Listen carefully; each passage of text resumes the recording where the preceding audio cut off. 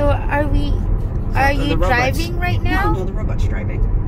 See the little wheel with the blue circle? See there? That means the robot's driving. Holy crap, look, no hands. Right. Tesla has the most advanced autonomous vehicle technology ever, so my foot is not on the accelerator, my hands are not on the wheel. Now, of course... And it's just driving straight. Driving in a straight line, and when it comes, watch what happens when it comes up to the stoplight. It can tell what color the stoplight is, and it will stop for the red, unless it turns green before we get there. So see, it can see all the cars around it. See how it sees that car?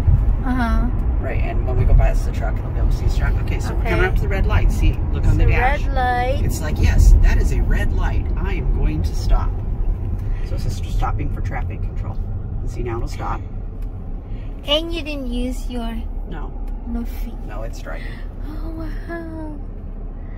So when the light turns So that's green, why people are actually sleeping. Oh, no. That is an incorrect use of autonomous driving. You have to supervise the car. It is not perfect. It's definitely beta software. You have to supervise the car. There are certain places in the city where autopilot will screw up every time. Like when I'm going around the 250, no, watch. See the light turn green. The car knows it's green because the lead car started moving. And now it's like, wait a minute. The lead car went too fast. So I had to tell it, yes, that's a green light. Get going. It still wants you to confirm that the light's green because we're all training the neural network. That is so cool. At least that's what Tesla tells us. So this little part of the display, that's what the juice I'm using out of the battery. Right now I'm driving pretty slow, so it's only using about 200 watt hours. When I really accelerate up to 90 or 100 miles an hour, it'll suck juice out of the battery faster, just like a gas car will use more gas when you're really accelerating hard. This car will do, see, it changes lanes by itself too. Whoa.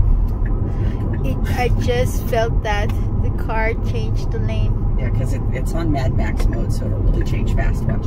Holy crap. Wow.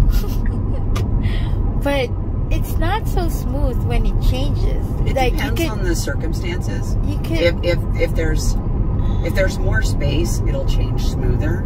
That was kind of tight, so it was changing kind of jerky. But on the freeway, it changes really smooth.